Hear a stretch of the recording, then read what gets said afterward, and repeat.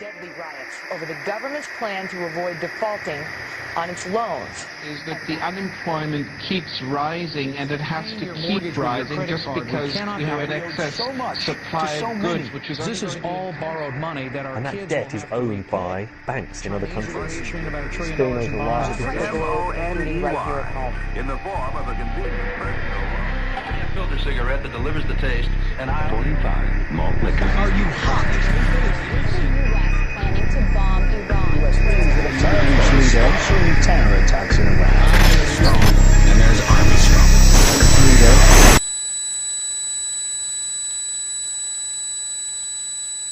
Modern psychology has a word that is probably used more than any other word in psychology.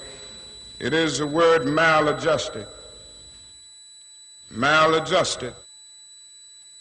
I would like to say to you today that there are some things in our society and some things in our world for which I'm proud to be maladjusted. And I call upon all men of goodwill to be maladjusted to these things until the good society is realized. You know, economists are in fact not economists at all. They're propagandists of money value.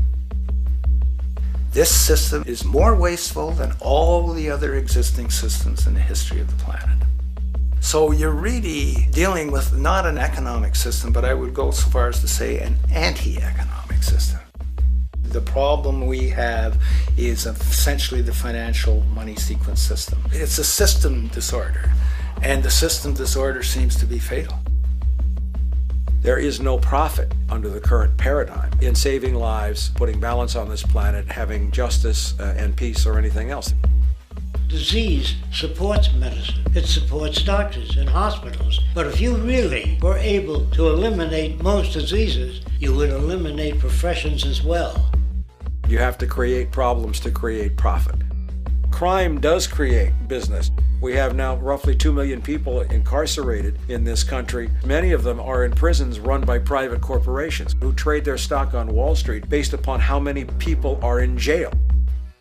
But that's a reflection of the culture in which we live, in which we've all, to one degree or another, endorsed. I think the biggest barrier would be the values that people are taught to uphold that system. At the social level of life organization, it isn't a genetic program or a genetic defect. It's a value system disorder.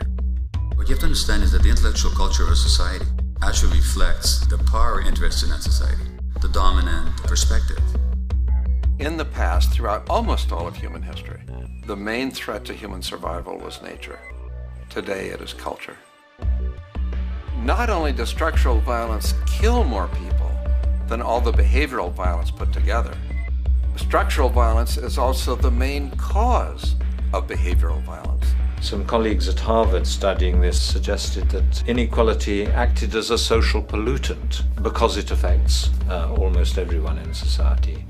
The immune system cannot recognize the invasive cancer, and it takes over the whole body until the body collapses. And we're in that spasming, collapsing form now. So the system has to be corrected, not print more money and give it to banks. That doesn't deal with the problem. Every level of life organization and life system is in a state of crisis and challenge and decay or collapse. The problems that we have today will continue to go on. This will never go away within a monetary system. It's clear that we're on the verge of a great transition in human life. That what we face now is this fundamental change of the life we've known over the last century. There has to be a link between the economy and the resources of this planet, the resources being, of course, all animal and plant life, the health of the oceans and everything else. This is a monetary paradigm that will not let go until it's killed the last human being. The in-group will do all it can to stay in power. And that's what you got to keep in mind. They'll use the Army and Navy and lies or whatever they have to use to keep in power. They're not about to give it up because they don't know of any other system that will perpetuate their kind.